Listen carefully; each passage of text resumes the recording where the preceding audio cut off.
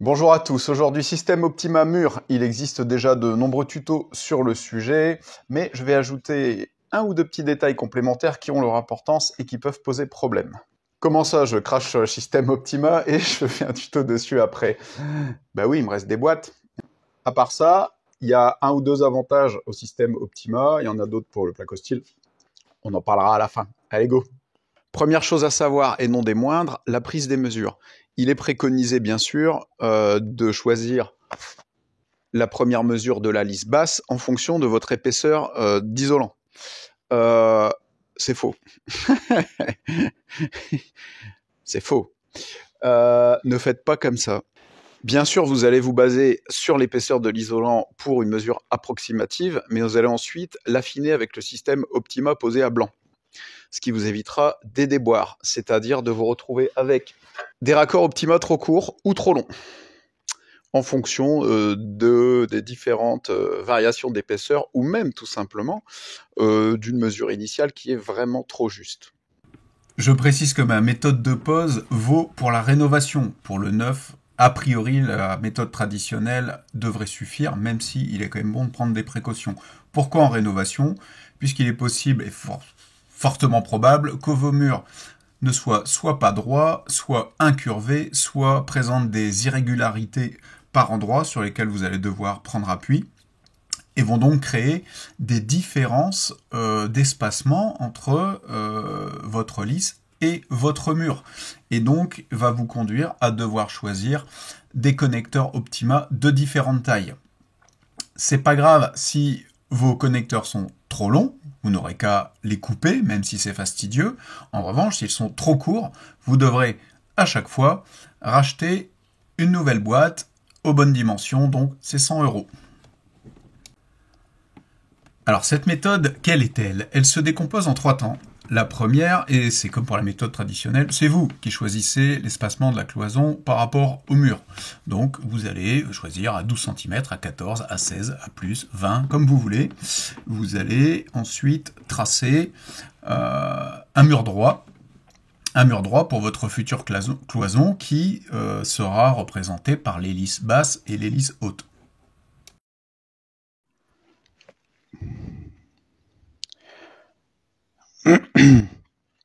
Je vérifie quand même au laser que mon tracé est droit, et j'ai bien fait, car je l'avais oublié, mais mes murs bananes ne sont pas droits. Donc je ne peux pas prendre une mesure par rapport au mur sur toute la longueur. Donc le laser me permet de rectifier l'effet banane du mur dans le fond et d'avoir une mesure parfaitement droite, alignée avec le départ. Pour la deuxième étape, nous nous écartons du schéma de pose traditionnel puisque nous allons d'abord fixer les fourrures au mur, les fourrures destinées à accueillir les appuis Optima, avant de fixer nos lisses basses et hautes. Pour fixer les fourrures dans le mur, deux méthodes. D'abord la douce, celle que vous voyez ici. On perce des trous dans le mur, on vient aspirer les résidus de poussière, puis on place les chevilles le long du niveau laser. Je suis ensuite, moi, venu placer mes vis en attente, qui me permet à la fois de tenir mon rail et à la fois me donne les marques où je vais devoir visser pour faire mes pré-trous à l'autoforeuse dans la fourrure.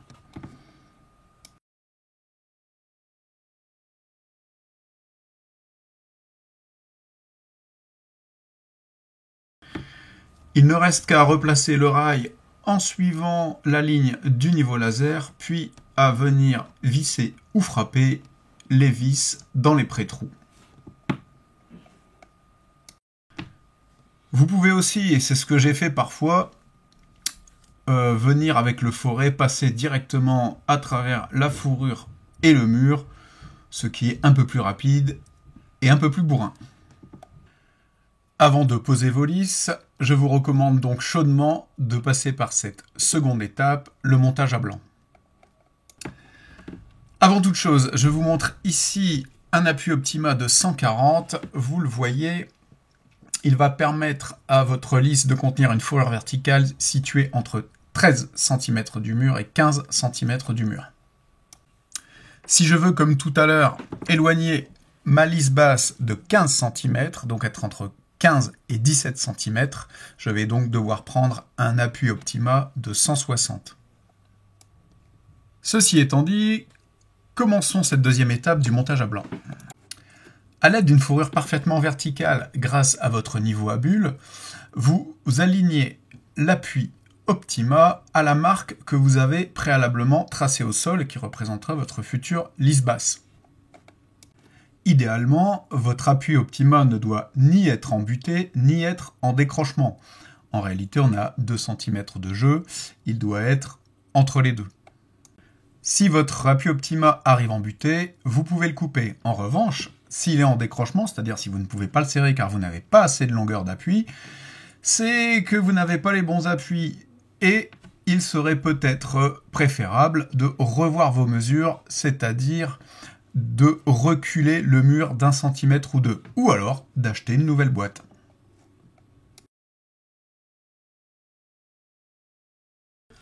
Vous pouvez ensuite répéter cette phase de test dans tous les endroits suspects présentant des décrochements ou des éloignements possibles pour voir si la longueur de vos appuis Optima est bien correspondante.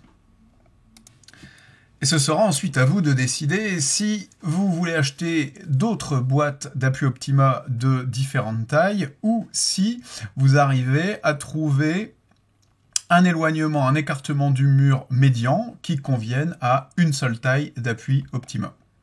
C'est le moment de la troisième et dernière vérification. Vous avez pu normalement déterminer la longueur des appuis qu'il vous fallait en fonction des endroits où vous allez les poser. À titre d'information, sur la partie plâtrée, j'ai mis des appuis de 140 et sur la partie brique, qui est en décrochement de 2 cm, j'ai mis des appuis de 160 que j'ai dû couper pour qu'ils soient en fait de 150. Vous placez ensuite ces appuis tous les 60 cm, tout le long du mur. Vous alignez ensuite votre niveau laser avec la lisse basse que j'ai posée ici à titre de témoin, que j'ai posée à blanc. Vous l'alignez avec la lisse basse ou avec votre marquage au sol. Alors ici, moi, je l'ai prise en bordure intérieure de lisse. Et vous voyez que le marquage lumineux sur les appuis Optima arrive à peu près à 1 cm du bout. 1 cm de la butée. Ce qui me permet d'avoir à peu près 2 cm de jeu au niveau des fourrures verticales que je poserai ensuite. Il ne reste qu'à s'assurer que le trait du laser arrive à peu près au même niveau de chaque appui Optima tout le long du mur, pour qu'il n'y ait pas un appui qui soit trop en saillie ou trop en retrait. Dès que vous avez un petit décrochement, dès que vous avez un petit doute, n'hésitez pas à refaire une petite mesure au laser et un petit montage à blanc rapide entre les deux. Ça évite, une fois que tout est fini, que la laine de verre est passée, de se rendre compte qu'on ne peut plus rien rattraper, donc il faut tout recommencer. Allez, on continue. Voilà, donc ces 3 étapes et prise de mesure et vérification étant réalisées, on peut enfin retourner sur un schéma de pose classique préconisé par Optima. On revient donc à la pose des lisses basses et des lisses hautes. Donc vous le voyez, toujours la même technique, forêt à béton de 6. Je fais mes trous de loin en loin. Ensuite, un petit coup d'aspirateur dans les trous et un peu partout. Et enfin, les chevilles, les pré-trous et vissage ou frappage, puisque ce sont des chevilles à frapper ou à visser.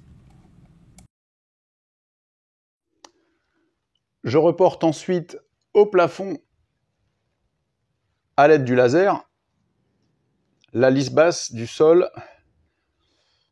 Et que ce que je constate qu'il me manque une fourrure, et oui, et qu'elle n'est pas tout à fait au bon endroit. Donc, je vais devoir rajouter une deuxième fourrure pour pouvoir fixer ma lisse haute.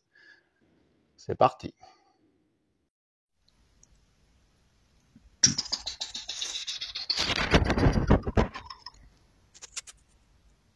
Rien de particulier ici, des autoforeuses, métal contre métal, en prenant bien soin de mettre la partie la plus longue côté intérieur de la pièce.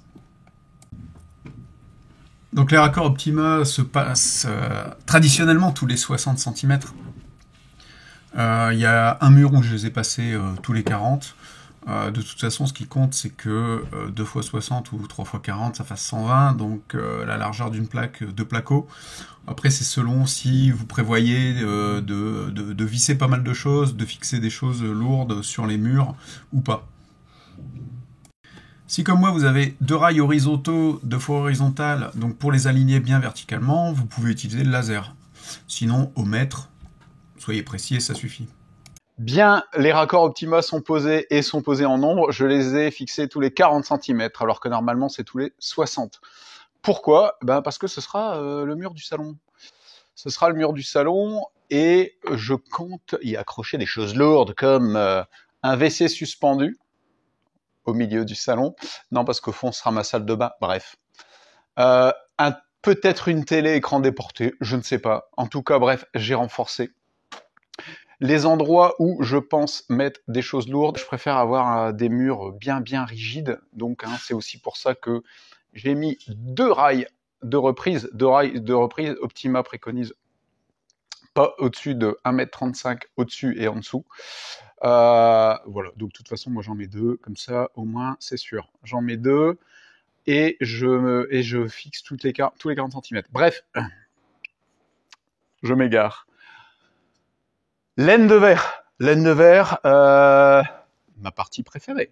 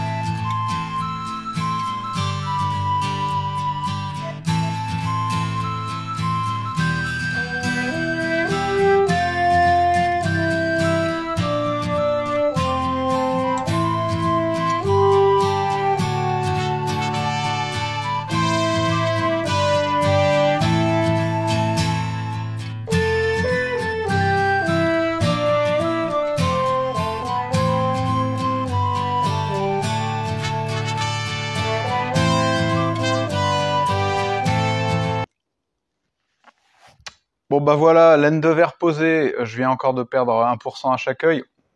Un gros respect aux gens qui se mettent la tête là-dedans toute la journée quand même. Et qui réduisent leur espérance de vie de 20 ans pour que les autres puissent se chauffer. Donc voilà. Donc comme je le disais avant, moi je raille métal contre métal, je ne plaque pas le plafond avant de poser les murs, contrairement à ce que font beaucoup. Une des raisons, outre la facilité de pose d'électricité plomberie, une des raisons, c'est de pouvoir vraiment faire un sarcophage. Il n'y a aucune discontinuité d'isolation. Parce que si on plaque le plafond en premier, bien souvent, on a une séparation. On a une séparation dans l'isolation entre les 2 étages. C'est plus compliqué d'avoir une même continuité, une même épaisseur. Donc là, j'ai tout comblé. Voilà. Donc l'isolant rejoint l'isolant entre les solives, qui rejoint lui-même après le plancher, car il en faut quand même un, l'isolant du premier étage. J'ai mis en attente. Vous voyez, j'ai mis en attente aux endroits où ça bombait un peu les trucs Optima. Si ça bombe un petit peu là-haut, c'est normal. Ce sont mes évacuations qui passent. J'ai pas creusé la laine de verre. Je vais forcer. Je vais l'écraser un peu. Trop relou et trop peu précis de couper, de faire des tunnels dans la laine de verre. Ça me saoule. Ça sert à rien. Je maintenant vais venir placer mes fourrures verticales, tous mes rails. Je scotcherai le papier craft aux endroits où il se chevauche quand j'aurai posé mes rails.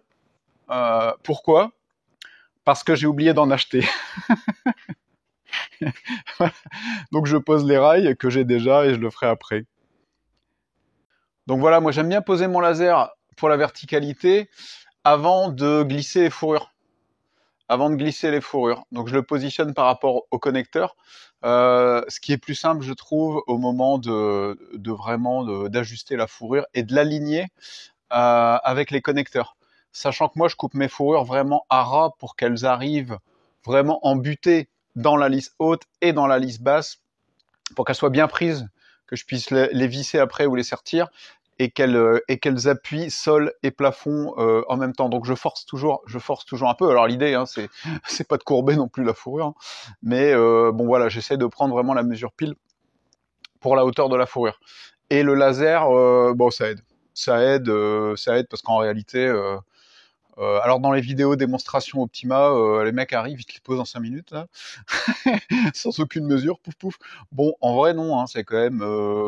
bon, vous avez vu sur celle d'avant, je m'y suis surpris à plusieurs fois. Bah d'ailleurs, je vous la laisse, tiens, je vous laisse la vidéo tourner. Et puis on va voir. Alors, hop, on va voir comment je galère. Voilà. La pression là, je suis en direct, je suis filmé en temps réel. Faut que je montre que je suis. C'est quoi ça? Ça se met comment? Ça se met comme ça? Oh.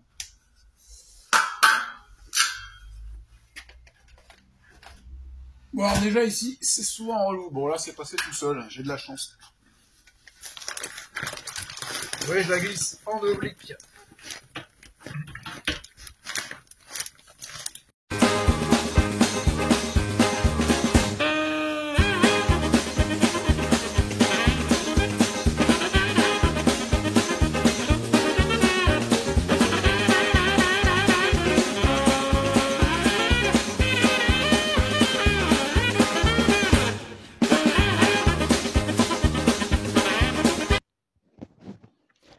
C'est bon. 1, 2, 1, 2. Donc vous voyez, là, mine de rien, le laser m'a permis d'aligner le connecteur, enfin le raccord Optima haut et le raccord Optima bas d'emblée, qui soit bien centré dans la fourrure, pour que j'ai plus qu'après à les clipser et à les fermer. C'est quand même un petit peu pratique. Donc là, j'ai plus qu'à l'enclencher dans la fourrure et à fermer. C'est bon. Idem là-haut.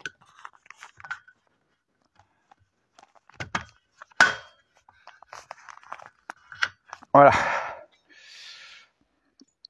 Donc je sais déjà qu'elle est verticale. Je sais ici qu'elle est verticale dans ce sens-là. Maintenant, avec le niveau à bulle, je vais vérifier qu'elle est bien verticale dans ce sens-là, qui est le sens le plus important, puisque c'est ce qui va déterminer la droiture, l'alignement du mur. Est-ce que c'est bon?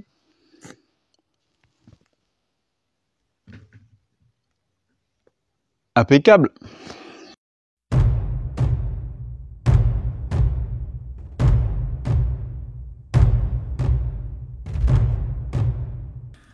Voilà, il reste plus qu'à passer l'adhésif de recouvrement, bon ben, entre les laits des rouleaux de laine de verre et partout, de manière générale, où le papier craft a cédé.